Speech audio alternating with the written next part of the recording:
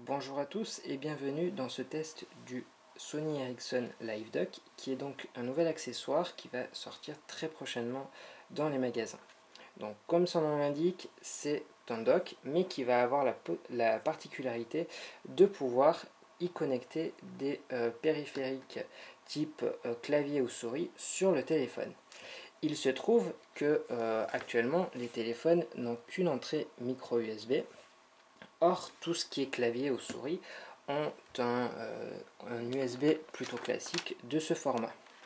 Par conséquent, le LiveDock va s'intercaler entre les deux afin de pouvoir utiliser une souris sur le téléphone ou un clavier, etc. Donc, cela fonctionne grâce à l'USB OTG, c'est-à-dire On-the-Go ou USB Host. Il faut savoir que cet accessoire n'est compatible qu'avec les smartphones sortis en 2011, et sur l'ensemble de cette gamme, il faut enlever par contre le Xperia Play. Là-dessus, il faut rajouter que il faut forcément Android 2.3.4, qui est donc du Gingerbread et la version qui vient de sortir fin septembre, début octobre, et qui active cette fonctionnalité. Donc cet accessoire, il est proposé avec un adaptateur secteur, comme vous pouvez le voir ici, qui est donc Greenheart, comme c'est plutôt habituel chez Sony Ericsson, et de ce câble micro USB, donc ici du micro USB et de l'autre côté de l'USB. Donc on pourra également le recharger depuis son ordinateur si on le souhaite. Donc ce câble micro USB, il va se connecter ici sur l'arrière, avec le petit symbole en forme d'éclair. En revanche, bien que ce port soit disponible, il n'est pas forcément nécessaire pour faire fonctionner ce Live Dock. Par conséquent, en fait, ce sera tout simplement le téléphone qui utilisera sa propre batterie pour être connecté à une souris, etc., un clavier, voilà. Ces périphériques, ils seront connectés sur le port qui est juste à côté, que l'on peut voir ici, voilà, qui est donc relativement classique.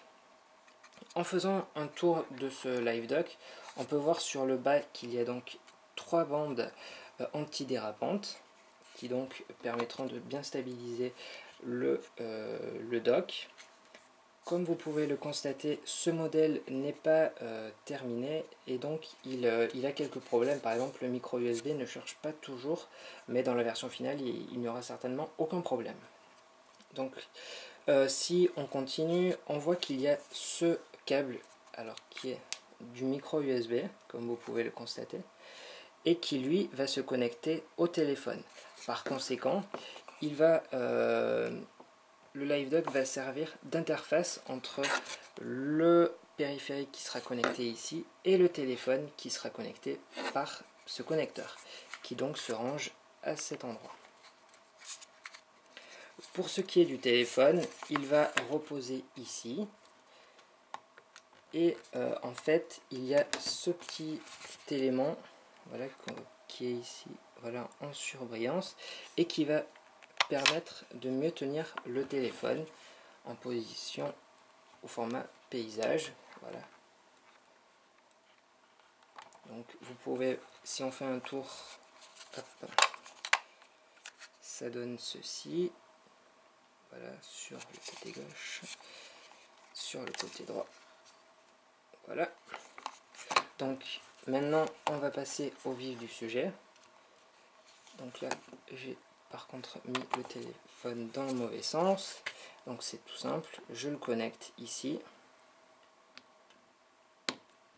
Et immédiatement le téléphone, voilà, reconnaît qu'il est connecté et a lancé l'application du dock, donc que j'ai moi-même configuré.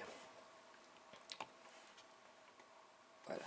Donc il faut savoir que au niveau logiciel, cela fonctionne grâce à l'application qui s'appelle Liveware, qui est normalement installée sur les téléphones, mais qui est également disponible sur l'Android Market. Donc voici cette application. Sa particularité, c'est d'associer à chaque périphérique connecté voilà, une petite icône ici.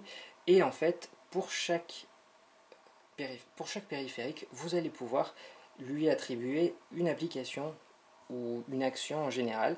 Par exemple, pour celui-ci, je lui ai attribué de lancer l'application horloge.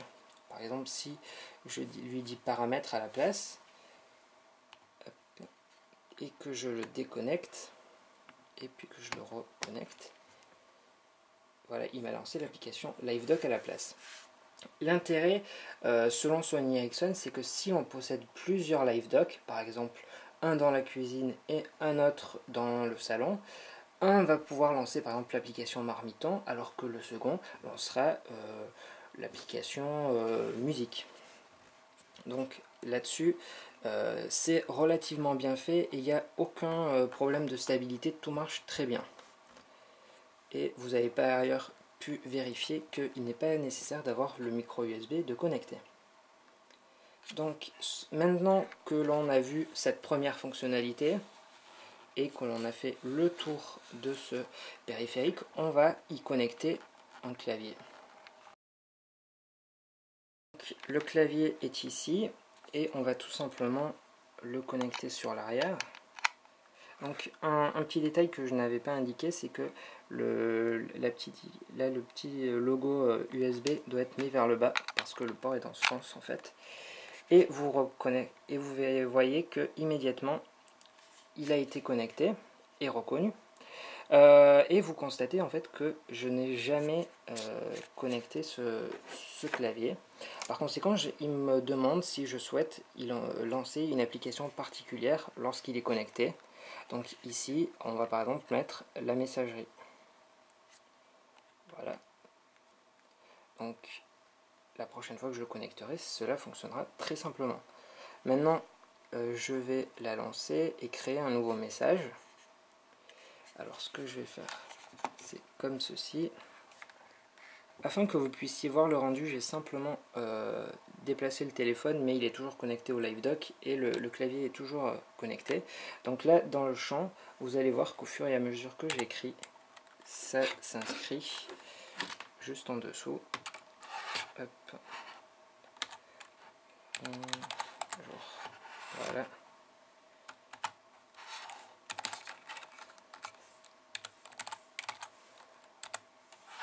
Voilà le résultat. Donc ça marche très bien. En revanche, il y a un problème qui est plutôt embêtant, c'est qu'il n'est pas possible de choisir la langue du clavier. Par conséquent, mon clavier est AZERTY et en réalité, le téléphone le croit qu'il est en QWERTY. Par exemple, regardez si j'appuie sur le A, voilà, ça met un Q.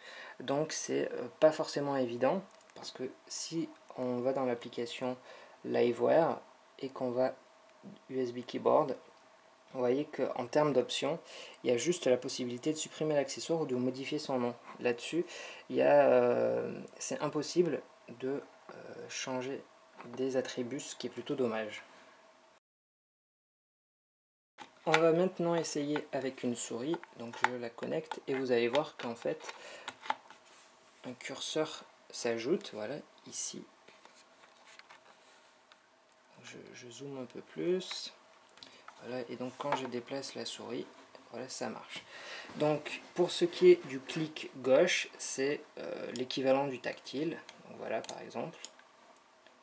Si je clique à droite, c'est l'équivalent d'un bouton retour. Voilà.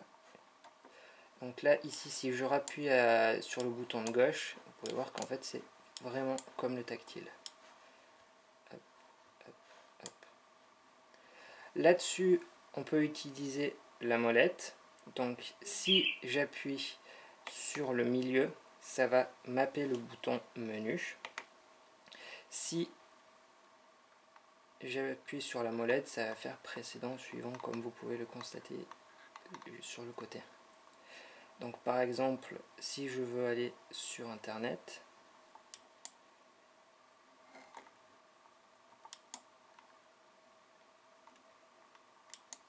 hop, là ça me dit que c'est pas bon, alors là je vais lui cliquer à droite pour revenir en arrière, très simplement. J'active le Wi-Fi.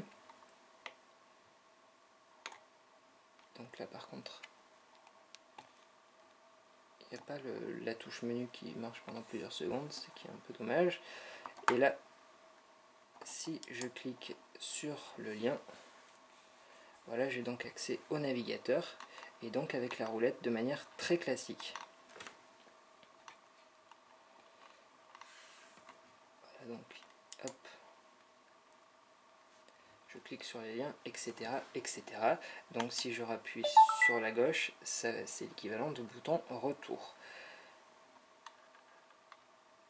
Voilà. Et là, si j'appuie sur la molette au milieu, c'est l'équivalent du bouton menu.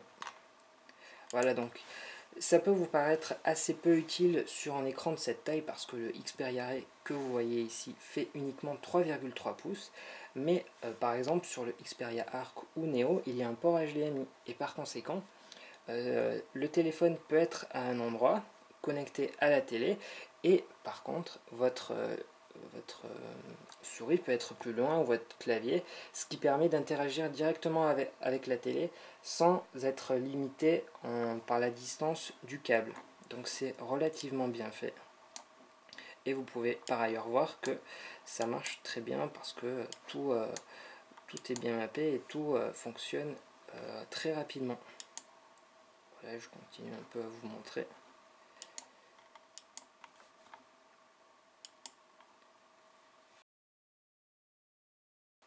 Maintenant, je vais vous présenter avec une manette. Donc ici, les boutons sont mappés pour faire les touches directionnelles. Donc ça va être très pratique pour un jeu.